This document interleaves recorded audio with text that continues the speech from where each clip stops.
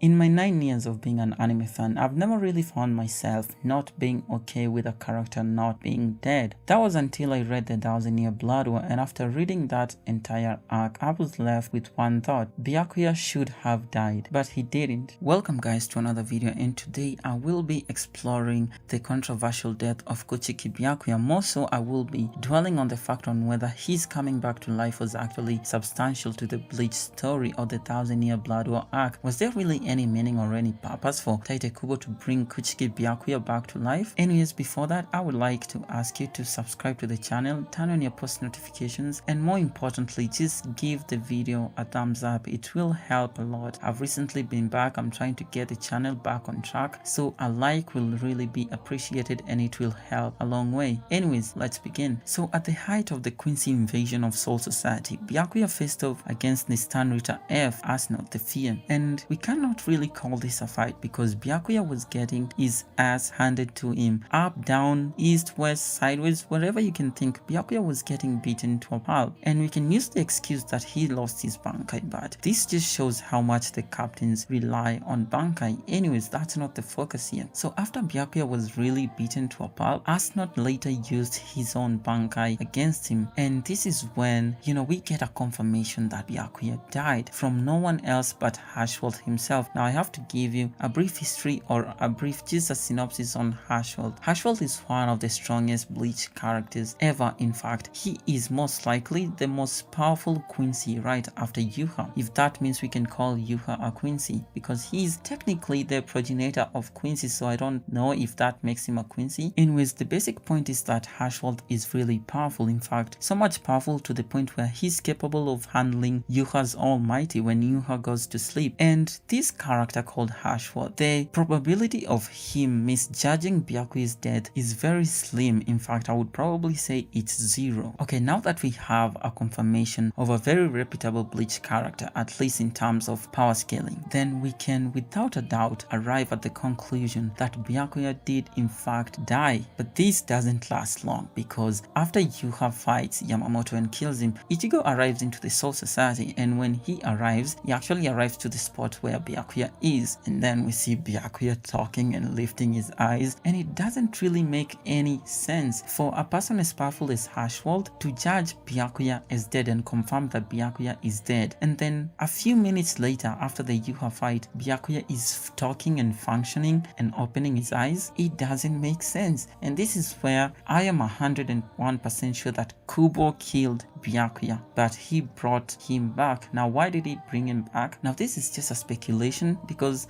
back then when this thing occurred, I wasn't as active with Bleach as I am right now, or as I was in the last 2 years, so I'm just gonna say what I have been hearing from the community, and this is where it gets interesting. Now what I heard is after that chapter, Kubo actually received very strong letters, and that is me putting it lightly, from Bleach Byakuya fans, and these letters are what made Kubo change his mind and reportedly leave Twitter. And these letters are the reason why Byakuya is not dead. So you would have thought it's Kubo, trying to do something else with Byakuya. No, in fact, from these reports, it seems that it was outside pressure that made Kubo bring back Byakuya. Now, what would have happened if Byakuya died? Okay, so after Ichigo talks to Byakuya, Byakuya later collapses, and after the arrival of the Zero Squad, Byakuya is taken up to the Soul King's palace where he receives treatment and he recovers. But after that point, Byakuya doesn't really justify him being alive. In the rest of the 1000-Year Blood War, there isn't really a moment where Byakuya,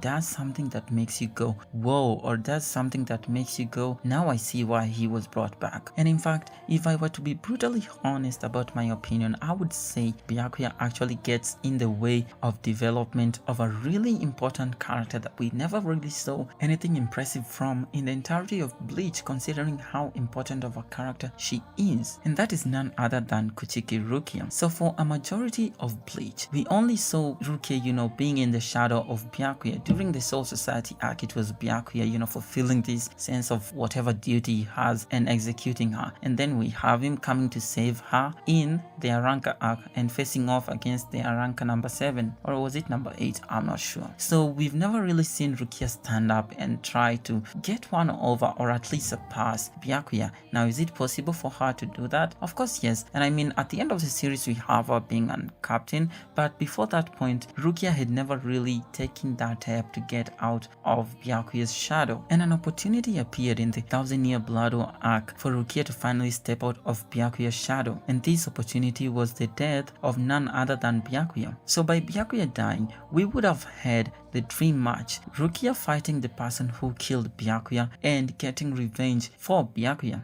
and that is Asnot. Now later on we do have Rukia fighting Asnot, but it's not in the same sense as she would have fought him if Byakuya had died. In fact, Byakuya does interfere with that fight, be it in a good way or a bad way, I don't really care. Byakuya did interfere in that fight, and because he was alive and in fact present during the fight, that fight didn't hold any importance to me or any stakes as it would have if Byakuya was dead. Because if Byakuya was dead, I would have known this was not just a physical fight Rukia would be having with Asnot, it would also be an emotional one, trying to overcome or step out of Byakuya's shadow and still trying to avenge Byakuya and just, trying to prove or trying to make Byakuya proud. But since none of that was here, none of that emotional connection with this fight was there, the fight was disappointing to say the least. And I know her banker is beautiful, but I'll be honest, Rukia versus Asnot for me is one of the most disappointing fights of the Thousand Year Blood War, because yes, it's a really aesthetic fight, we have her banker and all, but the emotional sphere that would have made this fight a lot more better wasn't there. I really don't know if I'm making any sense, but I hope I am. Anyways, I think that's it for now. I believe Byakuya's death did hinder the progression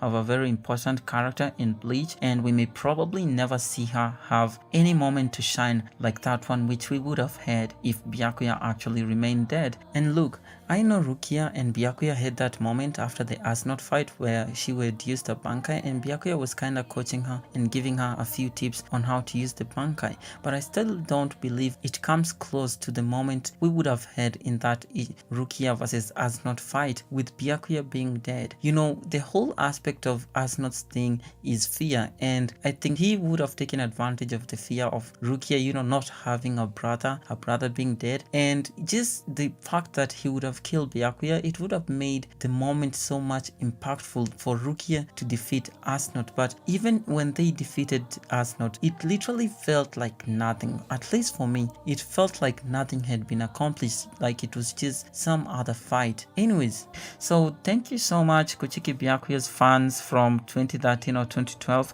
Thank you for ruining Rukia's moment, and I hope you're enjoying those wallpapers you have of Byakuya on your phone or the ones you have of him stacked up in your rooms. I just hope you're enjoying him because, thank you so much. Anyways, that's it for today. Let me know what you think about the topic. Do you think Byakuya coming back stole a moment from Rukia, a very crucial moment where it was a moment to shine? Because I certainly believe it did. That said, please like the video, subscribe to the channel, turn on your channel notifications, and I'll see you in the next one.